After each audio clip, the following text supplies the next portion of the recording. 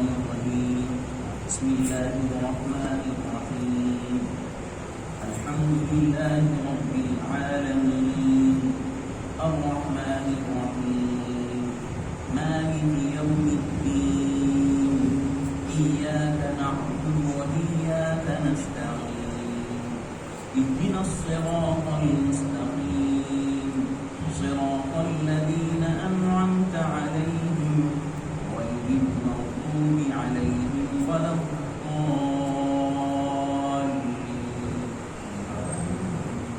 صدق الله العظيم. الحمد لله رب العالمين والصلاة والسلام على سيدنا مولانا محمد وعلى آله وصحبه أجمعين ومن تبعهم بإحسان ودعا بدعوته وسنة إلى يوم الدين. رب يسر ولا تعسر وتمم بالخير وبك نستعين يا فتاح رب زدنا علما. میرے محترم بزرگوں اور دینی اور ایمانی بھائیوں، اللہ تعالیٰ کا احسان ہے کہ اللہ نے ہمیں قرآن کی مناسبت سے بیٹھنے کا موقع عطا فرمایا. یہ سلسلہ قرآن کی نسبت سے جو شروع کیا جا رہا ہے وہ بابرکت ہے. اللہ کا ذکر جس مجلس میں ہوتا ہے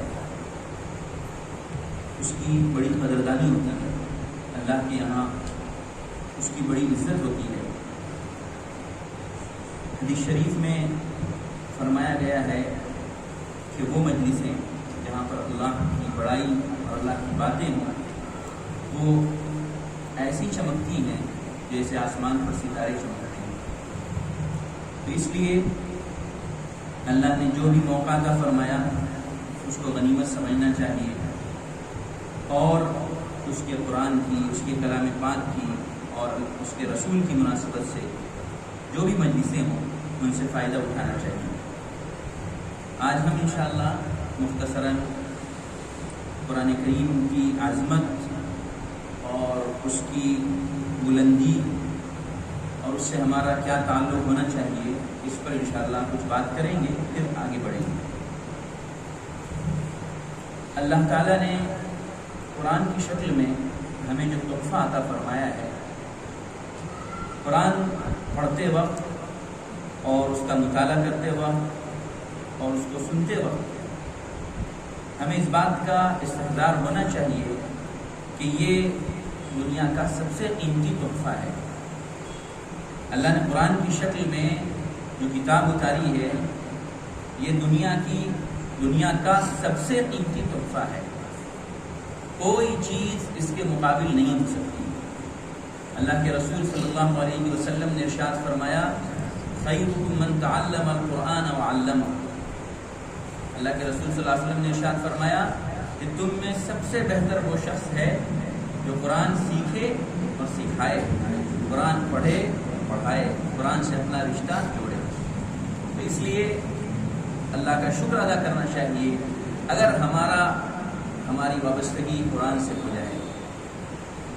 اور ہمیں یہ بات اچھی طرح ذہن نشین کر لینی چاہیے کہ ہمارے لیے سب سے قیمتی چیز، سب سے بڑی دولت قرآن کی. اللہ تعالیٰ کا جو احسان ہوا اس امت پر، دو بڑے احسانات ہوئے اور بہت سارے احسانات ہیں، اتنے احسانات ہیں کہ کوئی شمار نہیں کر سکتا. خود اللہ نے فرمایا وَإِن تَعُدُّوا نِعْمَتَ اللَّهِ لَا تُحْصُوهَا. مادی احسانات بھی ہوئے، معنوی احسانات بھی ہوئے، یعنی روحانی احسانات بھی ہوئے، دنیا کے احسانات بھی ہوئے. ہم اگر سوچیں بھی تو پوری زندگی گزر جائے اللہ کے احسان کا تو ہم سوچ بھی نہیں سکتے. اللہ تعالیٰ نے فرمایا وَلَوْ أَنَّ مَا فِي الْأَرْضِ مِنْ شَجَرَةٍ أَقْلَامٌ وَالْبَحْرُ يَمُدُّهُ مِنْ بَعْدِهِ سَبْعَةُ أَبْحُرٍ مَا نَفِدَتْ كَلِمَاتُ اللَّهِ. روئے زمین پر جتنے بھی درخت ہیں وہ قلم بنا دیے جائیں اور سمندر کو روشنائی بنا دیا جائے اور اس کے پیچھے 7 سمندر اور موجود ہوں تو اللہ کی باتیں پھر بھی ختم نہ ہونے پہ نہ آئیں. تو اگر ہم صرف اپنی زندگی پر غور کریں کتنے احسانات ہیں ہمارے اوپر، کتنے احسانات ہیں، صرف ہم اپنی ذات پر بھی غور کریں تو تو بھی ہماری پوری زندگی کٹ جائے لیکن اللہ کے احسانات کا شکریہ ادا نہ ہو پائے، شکر ادا نہ ہو پائے۔ تو اللہ نے جو بڑے بڑے احسانات کیے ان میں دو سب سے بڑے احسانات ہیں، ایک قرآن کریم کی شکل میں جو کتاب ہمیں عطا کی گئی، اور دوسری اللہ کے رسول صلی اللہ علیہ وسلم کی سیرت کی شکل میں۔ یہ دو چیزیں ایسی ہیں کہ ہمارے پاس ہمارے سارے مسائل کا حل اس میں موجود ہے، زندگی کے سارے مسائل کا حل ان دو چیزوں میں موجود ہے۔ اور اللہ کے رسول صلی اللہ علیہ وسلم ارشاد فرما گئے کہ ان دو چیزوں کو اچھی طرح مضبوطی سے تھام لو، حالات جو بھی آئیں گے تمہارا کوئی نقصان نہیں ہوگا، تم بھٹک نہیں پاؤ گے، تم راہ راست سے ہٹ نہیں پاؤ گے۔ یہ دو چیزیں ہیں، ایک تو قرآن ہے اور ایک اللہ کے رسول کی سنت ہے اور حدیث شریف ہے۔ بہرحال جب تک امت نے اپنا رشتہ اس سے جوڑے رکھا تو امت ترقی کے مراحل طے کرتی رہی، اور صحابہ کرام کی زندگی کا جب جائزہ لیا گیا، مورخین چاہے دشمن ہوں لیکن پھر بھی وہ اس اعتراف پر مجبور ہوئے کہ صحابہ کرام کی زندگی میں جو انقلاب آیا ان دو چیزوں کے نتیجے میں آیا، قرآن کے نتیجے میں آیا اور اللہ کے رسول صلی اللہ علیہ وسلم کی اتباع کے نتیجے میں آیا۔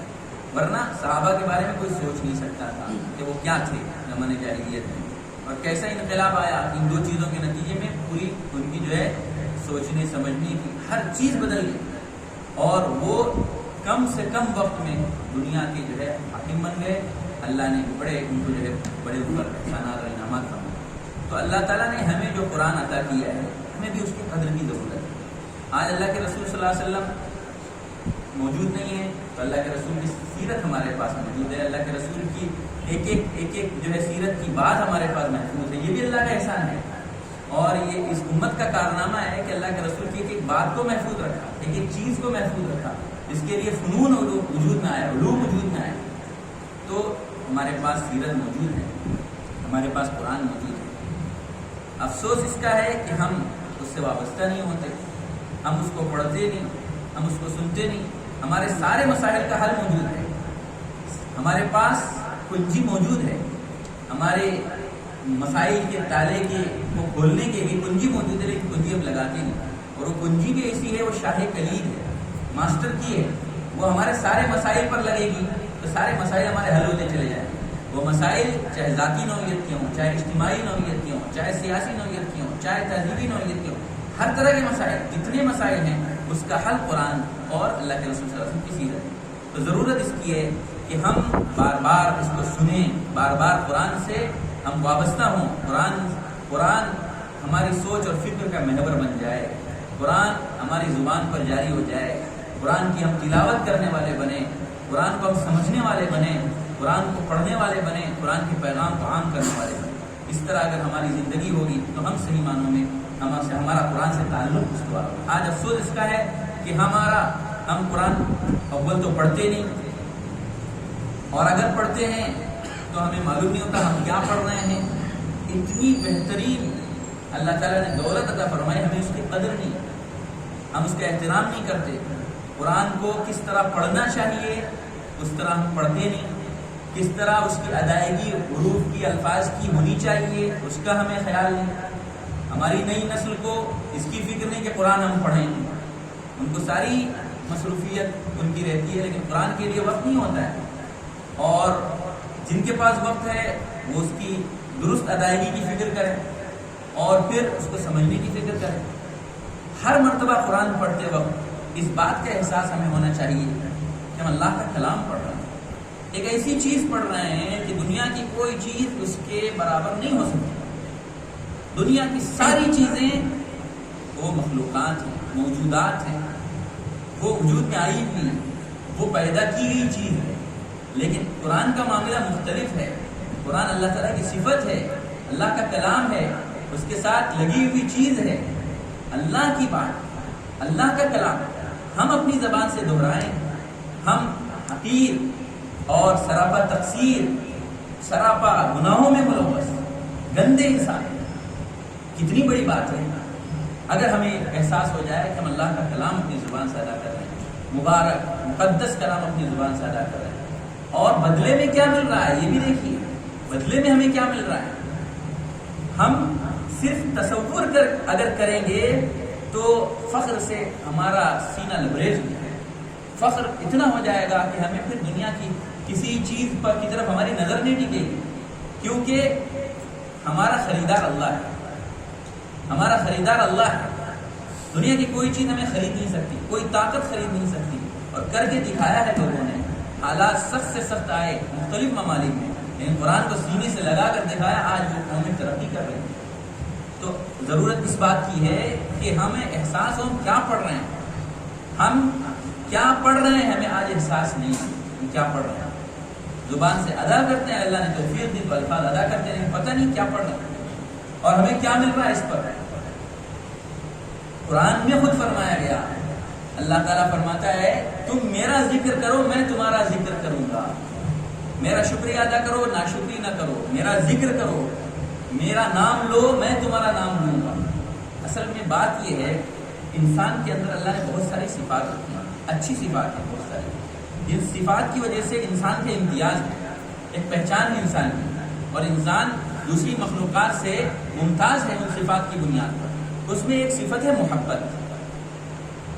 محبت یہ اللہ تعالیٰ نے خاص طور پہ انسان کو عطا کیا۔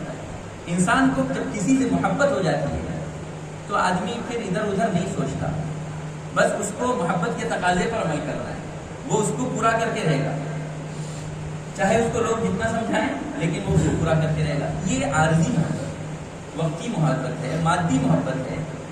ہمارا تعلق اللہ سے محبت کا اگر ہو جائے تو یہ ہے اصل محبت۔ ہمارے پاس دل ہے لیکن محبوب نہیں دل میں، ہماری چیز ہماری محبت آج دنیا کی چیزوں سے وابستہ ہے، دنیا کے فائدوں سے وابستہ ہے، اور حقیر چیزوں سے وابستہ ہے۔ جس چیز سے بھی وابستہ ہے وہ سب حقیر ہیں چیزیں۔ اللہ سے اگر ہماری محبت ہو جائے تو بدلے میں اللہ کی محبت ملے گی، اور کیا چاہیے؟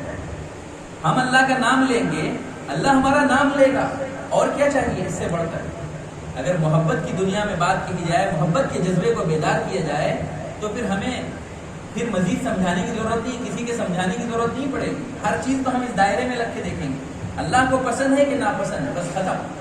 چاہے وہ جائز کام ہو، پھر بھی اگر اللہ کو ناپسند ہے تو ہمیں اس سے دور رہنا ہے۔ بعض جائز کام میں اللہ کو ناپسند ہو، جیسے حدیث شریف میں فرمایا گیا کہ طلاق ہے مثلا، جائز کام ہے لیکن اللہ کو ناپسند ہے، تو اب اس کے قریب نہیں جانا ہے۔ تو اس طرح کچھ ایسی مثالیں بھی ہو سکتی ہیں۔ تو ہمیں اس بات کا خیال رکھنا ہے کہ ہمیں باؤنڈری پر نہیں رہنا ہے، کنارے کنارے نہیں رہنا ہے، بس جائز ہے نا تو ہم سارے کام کرتے چلے جائیں، نہیں۔ ہمیں یہ دیکھنا ہے اللہ کو کیا پسند ہے، اللہ کو جو پسند ہے وہ کام ہم کریں گے، اللہ کو جو ناپسند ہے وہ کام ہم چھوڑیں گے۔ تو اگر یہ چیز ہمارے اندر پیدا ہو جائے، ہمارے اندر یہ احساس ہو جائے کہ اللہ کا کلام یہ میرے محبوب کا کلام ہے، اللہ کا کلام، اللہ میرا محبوب ہے، اللہ میرا محبوب ہے، اور میں ذرا سی محبت کروں گا اللہ کے یہاں ڈھیروں محبت ملے گی۔ اللہ نے اتنی مثالیں دے کر اللہ کے رسول صلی اللہ علیہ وسلم نے سمجھایا، اور اللہ تعالیٰ نے ہمیں سمجھانے کے لیے اپنی شان عالی سے نزول فرمایا، ہماری زبان بول کر ہماری بول چال میں ہم کو سمجھایا۔ اللہ تعالیٰ تو ظاہر ہے منزہ ہے، وہ مقدس ہے، اس کی ذات، اس کو مادی چیزوں کی ضرورت نہیں ہے، لیکن اس نے کیا سمجھایا؟ تم اگر چل کے آؤ گے میں دوڑ کے آؤں گا، تو دوڑ کے آنے کا مطلب جیسے ہم دوڑتے ہیں ویسے اللہ بھی دوڑتے ہیں، ایسا نہیں۔ اور ہمیں سمجھانے کے لیے اللہ نے وہ زبان استعمال فرمائی، ہمارا دل رکھنے کے لیے۔ تم اگر ایک بالش آگے بڑھو گے میں ایک ہاتھ آگے بڑھوں گا، تم ایک ہاتھ آگے بڑھو گے میں دو ہاتھ آگے بڑھوں گا، تم اگر چل کے آؤ گے میں دوڑ کے آؤں گا۔ یہ سب ہمیں سمجھانے کے لیے اللہ تعالیٰ نے فرمایا ہے، اس کی رحمت کا معاملہ ہے۔ رحمت کی جہاں بات آتی ہے تو لمحوں کی بات ہوتی ہے، بس لمحوں میں انسان اللہ کا مقرب بن سکتا ہے، اور مقرب بننے کے لیے سب سے بڑا ذریعہ قرآن ہے۔ اللہ کے اگر ہم مقرب بننا چاہتے ہیں، اللہ کا قرب حاصل کرنا چاہتے ہیں، اللہ کے اونچا مقام حاصل کرنا چاہتے ہیں، اس کے لیے سب سے اہم ذریعہ قرآن مجید ہے۔ خود حدیث شریف میں فرمایا گیا، اللہ تعالیٰ کے حوالے سے، ایسی حدیث کو حدیث قدسی کہا جاتا ہے، جس میں اللہ کے رسول صلی اللہ علیہ وسلم اللہ کے حوالے سے بات نقل کرتے ہیں، اور فرمایا مثلا کہ کوئی بھی چیز بندے نے تقرب حاصل نہیں کیا اللہ کا قرآن سے بڑھ کر کسی اور چیز، یعنی جو اللہ سے نکلی ہوئی چیز ہے، جو اللہ کا کلام ہے، اس سے بڑھ کر اور کوئی دوسرا ذریعہ نہیں ہے تقرب حاصل کرنے کا۔ قرآن ہمارے پاس موجود ہے، اللہ تعالیٰ ہمیں دعوت دے رہا ہے، اللہ ہمیں بلا رہا ہے، ہمارے پاس قرآن موجود ہے، اور اگر ہم قرآن کی طرف متوجہ نہ ہوں، اگر ہم قرآن سے اپنا رشتہ نہ جوڑیں، قرآن کو اگر ہم نہ پڑھیں اور قرآن کے ذریعے سے اپنی زندگیوں کو منور نہ کریں، ہمارے لیے بڑی محرومی کی بات ہے۔ اس لیے قرآن پڑھنا بھی ہے۔ اللہ کے رسول صلی اللہ علیہ وسلم دنیا میں تشریف لائے، یتلو علیہم آیات، قرآن پڑھ کر لوگوں کو سنانے کے لیے، بتانے کے لیے، آیتیں پڑھ کر لوگوں کو سنانے کے لیے۔ اور اسی طرح یزکی، صرف پڑھنا بھی کافی نہیں ہے، جو پڑھ رہے ہیں اس کا نور زندگیوں میں آتا رہے، ہماری زندگیاں بھی منور ہوتی رہیں، قرآن کا جو نور ہم حاصل کر رہے ہیں وہ ہماری زندگی میں جاری و ساری ہو، یہ بھی ضروری ہے۔ دیکھیے تبھی اسی وقت وہ چیز مؤثر ہو، کوئی بھی چیز مؤثر ہو، کوئی بھی چیز اچھی ہے، وہ فائدہ مند چیز ہے، کب فائدہ کرے گی؟ جب پرہیز آدمی کرے گا، اس کے مخالف چیزوں سے پرہیز کرے گا۔ اسی لیے قرآن مجید میں فرمایا گیا وَنُنَزِّلُ مِنَ الْقُرْآنِ مَا هُوَ شِفَاءٌ وَرَحْمَةٌ لِّلْمُؤْمِنِينَ، ہم قرآن مجید اتارتے ہیں اور قرآن مجید کے اندر شفا ہے اور رحمت ہے اہل ایمان کے لیے۔ کیا مطلب ہے اس کا؟ شفا ہے اور رحمت ہے، شفا ہے اور رحمت ہے، یعنی اس کی مثال یوں سمجھ لیجئے، کوئی دودھ ہے، اچھا سا دودھ ہے، اور دودھ بہت مفید ہے انسانی زندگی کے لیے، غذائیت بھی اس میں ہے، لذت بھی ہے اس میں، اور بہت طاقت ہے اس میں، لیکن وہی دودھ اگر ایسے برتن میں رکھا جائے جس کو صاف نہ کیا گیا ہو تو وہ دودھ پھٹ جائے گا۔ وہ دودھ چاہے جتنا مفید ہو، چاہے جتنا طاقتور ہو، چاہے جتنا صحت بخش ہو، لیکن وہ خراب برتن میں ڈالنے کی وجہ سے وہ پھٹ جائے گا۔ تو اس کے لیے ہمیں ضروری ہے جیسے جیسے ہم قرآن پڑھتے جائیں ہماری زندگیاں قرآن کے نور سے منور ہوتی جائیں، برے اخلاق ہماری زندگی سے نکلتے جائیں، برے اخلاق نکلتے جائیں اور قرآن کے اخلاق آتے جائیں، اللہ کے رسول کے اخلاق آتے جائیں، پھر دیکھیے باہر آ جائے گی دنیا میں۔ تو یہ بھی ضروری ہے، اللہ کے رسول اس کے لیے بھی تشریف لائے کہ ہمارے گندے اخلاق کی اصلاح کریں، ہم کو پاکیزہ کریں، اور پھر کتاب اللہ کا علم، قرآن مجید کا علم اور حدیث شریف کا علم، یہ آپ سکھانے کے لیے، اخلاق کی باتیں بتانے کے لیے، قرآن کی باتیں سمجھانے کے لیے اللہ کے رسول صلی اللہ علیہ وسلم تشریف لائے۔ تو یہ ہمارے ذہن میں مقاصد ہونے چاہیے، اور قرآن سے ہمارا رشتہ اس طرح اگر جڑ جائے گا، ہمیں احساس ہو کہ ہم کیا پڑھ رہے ہیں، ہمیں احساس ہو، لذت ہمیں ملنے لگے، قرآن پڑھ کر ہمیں لذت ملنے لگے۔ اور ایک قرآن ایک ایسی چیز ہے کہ اس کے اندر کبھی جو ہے کوئی بوجھ محسوس نہیں ہوتا، آدمی اپنا ہی کلام، اپنی ہی بات 2 4 10 دفعے پڑھنے لگے، سننے لگے۔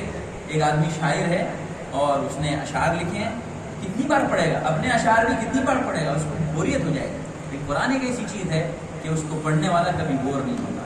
ہاں بشاشت میں کمی آ سکتی ہے لیکن بوریت نہیں ہوگی، اور اس کی لذت میں کمی نہیں ہوگی۔ اللہ کے رسول صلی اللہ علیہ وسلم نے فرمایا اس کی بوسیدہ نہیں ہوتا، اس پر کوہنگی نہیں آتی، اس پر جو ہے قدامت نہیں آتی، اور اس کی تازگی میں کبھی فرق نہیں آتا، اس کے عجائبات ختم ہونے پر نہیں آتے۔ اور ایسا ہے قرآن، ایسا جو ہے سمندر ہے ناپیدا کنار، اس کا کوئی کنارہ نہیں۔ قرآن سے ہمارا رشتہ جڑ جائے، ہمیں اس کی فکر کرنی چاہیے کہ قرآن سے ہم وابستہ ہو جائیں، قرآن کی مجلسیں منعقد کی جائیں، اور اس میں ہم سچے جذبے کے ساتھ، عمل کے جذبے کے ساتھ قرآن کو، اگر قرآن کے پیغام کو ہم سنیں اور جو باتیں ہمیں معلوم ہوں ہم اس کو آگے پھیلانے کے، اس کو عام کرنے کے جذبے سے اگر شریک ہوں گے تو اللہ تعالیٰ جو ہے ہمیں اپنے مقصد میں کامیاب کرے گا۔ اللہ تعالیٰ ہمیں اس کی توفیق عطا فرمائے۔ ہم جو سلسلہ ابھی ہم شروع کر رہے ہیں، اللہ تعالیٰ اس کو ہماری زندگیوں کے لیے مفید بنائے، پوری امت کی زندگیوں کے لیے مفید بنائے، اور ہمیں قرآن سے سچا تعلق ہمیں نصیب فرمائے۔ وآخر دعوانا الحمدللہ۔